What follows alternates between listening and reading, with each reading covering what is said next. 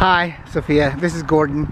Anyway, here I am at the gate on Tyler Foote, and you can see what kind of substantial gates people put in up here. And this gate is pretty typical, you know, 3-inch steel with a massive lock on it. You couldn't cut through that lock if you had, you know, if your life depended on it. And this is typical of this area now. All of these properties are gated off with this kind of a limited access. Anyway, this is the road that I think you probably would remember from your childhood, and I'm gonna open this gate and then drive down it and take you all the way down to your grandma's property. Well, I'm gonna try a little experiment with you and just kind of show you just approximately how far the drive is and what the quality of the road is. This is Charlie Hilke's property. This is the one I have listed for sale, and I'm holding the camera out the window here just to give you an idea of the road quality and what's been done. I don't even know if this is going to be or not. It might turn out to be a terrible film, but certainly gives you an idea of what we're looking at.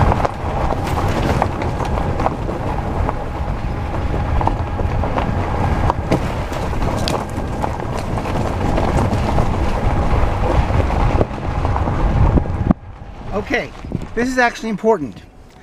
This is the new easement that's gone in. This is the road that Charlie put in so he would not have to go through your mother's property in order to get over to the other side of the creek. So let's just continue on.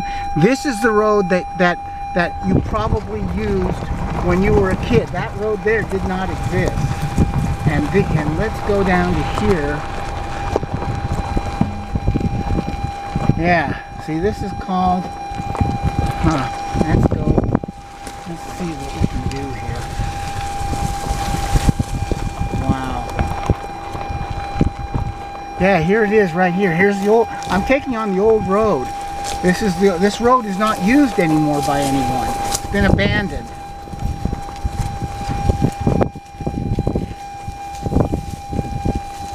And there it is.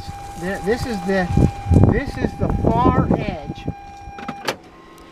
All right, let me get out of my car and explain what we're looking at here.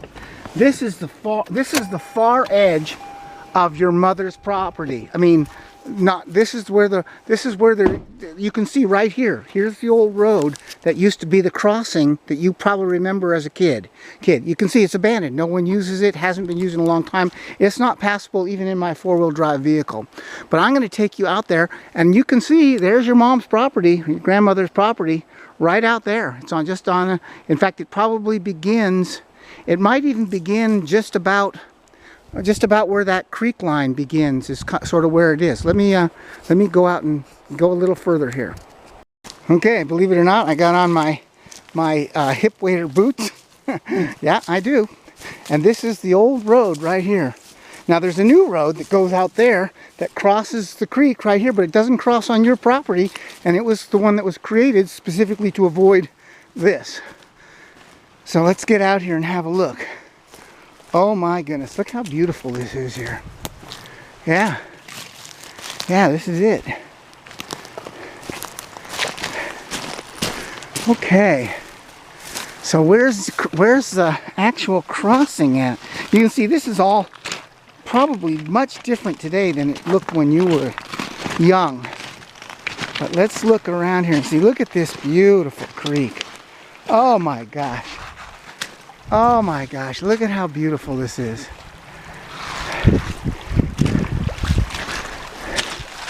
Isn't this something else? So how the heck do you get up that hillside right there? Well, I'm not even sure. See, there used to be a road, maybe right through here, but it doesn't exist anymore. And even if it did, well, you'd have to have more than just a 4-wheel drive vehicle to get through this. This is not easy to get through. All right, I'm going to walk up to the top of the hill up there. We're on your property right now. We're kind of at the end of it. Maybe the end of your property is probably upstream 800 feet, maybe. And then it begins the next parcel, and that's where the road. There's another crossing up there. But let's just see what's down here. Wow, no, I'm just always amazed by how beautiful this is out here. Okay, excuse my being out of breath. Yes, I just climbed up a 200-foot mountain of rock to get up here to give you this view of your property. Wow. And now I'm up on top. This is what it looks like. And I'm guessing it hasn't changed in 50 years. And it won't change for 50 years. I'm gonna walk to the other side of your property. It's not that far. I've come across the flat, and here it is, the old road. It's still here. This is called Shady Grove. It's the name of this street. It has no traffic on it. There's no way to get to this road or from this road. And there's lock gates everywhere. But the road is still here. And this is the road that goes right up and down through your property on the far side of the creek. Continuing to walk north on this road because I know where it goes, and it's going to take me into someone's backyard. But first, I'm going to say we're still on your property. So in the years before there were locked gates and you couldn't get in here, this is what people did.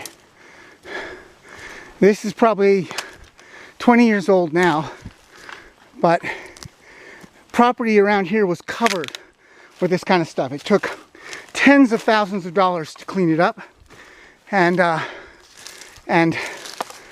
many years to get all this crap off of other people's property. Yours was just left because, well, maybe your grandma didn't really know or understand what was going on out here. But yeah, I'd say there's 20 of these somewhere buried on your property. None less than 10 or 15 years old. All this was stopped by the gates. There, that's the edge of your mom's. That's the edge of the 17-acre parcel. And then the homeowners that own houses are all back up onto that ridge. I'm not going to walk up there. That is one heck of a climb, and you can see there's actually a hiking trail right there. It's not like nobody's ever come down here. People used to go up and down all the time. In fact, there may be some homeowners that actually come down here and take advantage of the creek, but the garbage dumping, that's over. That's not happening anymore.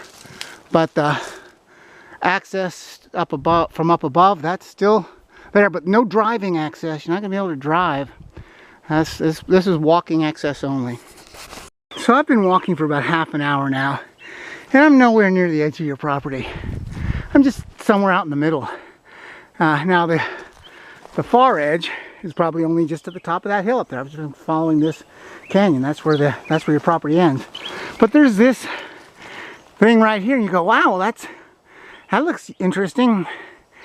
That little hill right there is probably 150 feet below where the actual